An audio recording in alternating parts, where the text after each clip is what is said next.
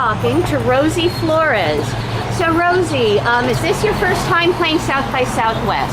I've been playing South by Southwest just about every year since it started. I think I missed two, and the first one I did was in 1988. Tell me a bit about your career. You've been playing since the 1970s, right? I've actually started my first band when I was 16 years old, and that was 1966. And I never stopped. I just kept playing. My dad helped me get, instruments and gear. I had an all-girl band, and so I started doing that. It was sort of like rock camp. Girls' rock camp was in my garage, as opposed to a lot of people nowadays that actually little girls that are 16 go to rock camp or the School of Rock, which I'm promoting today. But it's been a long. I'm 64, so I've been playing since I was 16. I've been doing this a whole time. When you started, but I think about it like. When you started performing, I mean, did you have people saying girls can't play guitar? What are you doing? Oh, nobody ever said that to me. I was the most encouraged kid. Everybody, well, at first the guys would go, wow, you're really good for a girl. And instead of taking that as a negative, I would just say, thanks. Because there wasn't any other girls doing it. I was like, in 1966, I didn't know any other women. Apparently there was a band called Fanny that had started in 64. A family band, and there was another band called, I think, Gingers. Somebody from the West. I was the West Coast and with Fanny, and then the other band, I think the Gingers. Goldie and the Gingerbreads? What was the first name? Goldie and the Gingerbreads? Maybe that's what it was. They're from the East Coast, right? Yep, with Jenny Raven? Yeah. So they were doing their thing earlier. But for me, I just thought I was the first female that ever played electric rock and roll guitar when I was 16. So I just kept doing it, and we had a little business card that used to say, Penelope's Children, girls, and it would say, what? And it would say, yeah, girls, So I still have one copy of that card. Do you ever have people come up to you and, like girls say, you motivated me to start picking up a guitar and playing?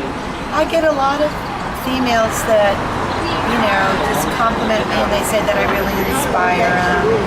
And some of them I'll say, well, come over for a guitar lesson. I would usually charge girls.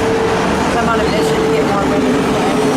The problem is I don't have a lot of time to teach, so you got to get me when you can. It's noisy here, isn't it?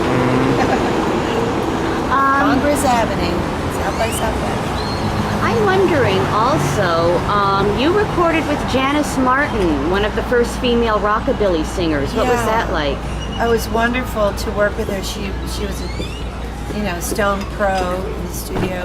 She hadn't recorded for like 30 years when I brought her in to do the Rockabilly Philly duets with me.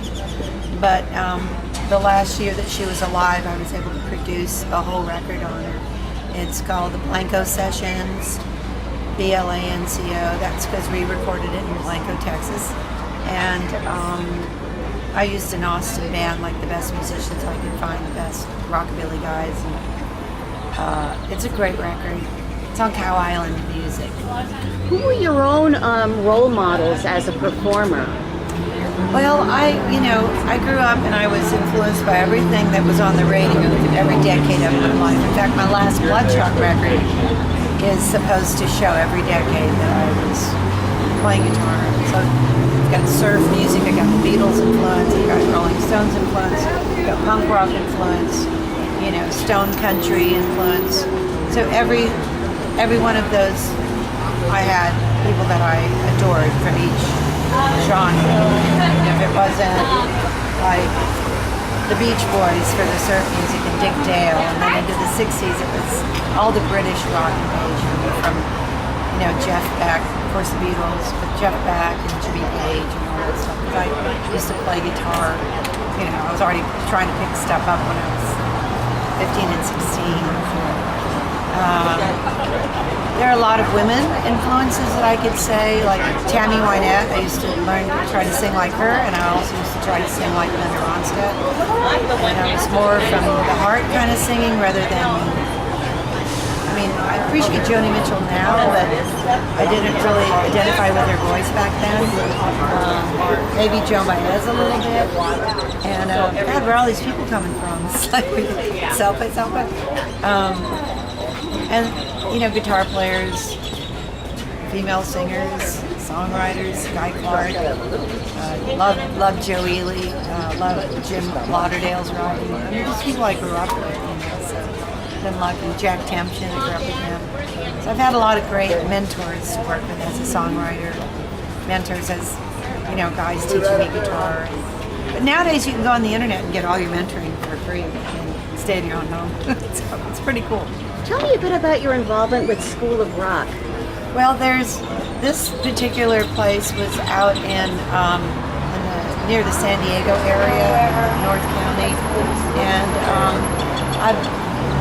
it's become one of my favorite things to show kids how to play and show them how to stand, give them some stage presence, and just see if it clicks, you know. So I've done Austin Girls Rock Camp. I did that about 3 years in a row. Worked with a lot of really young women who are now in bands now.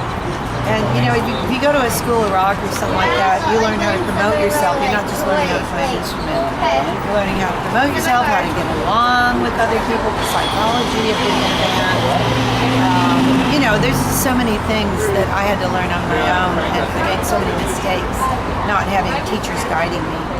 And you know, you can make some dumb mistakes. Or has been. If you can make a mistake, I made it. But I'm still doing it, and I'm still making mistakes, but not the same ones. Okay, well, thank you very much, and I appreciate it. You're so welcome. Thank Nice you to for meet you. your time. Nice to meet you too. Thanks a lot. Yeah.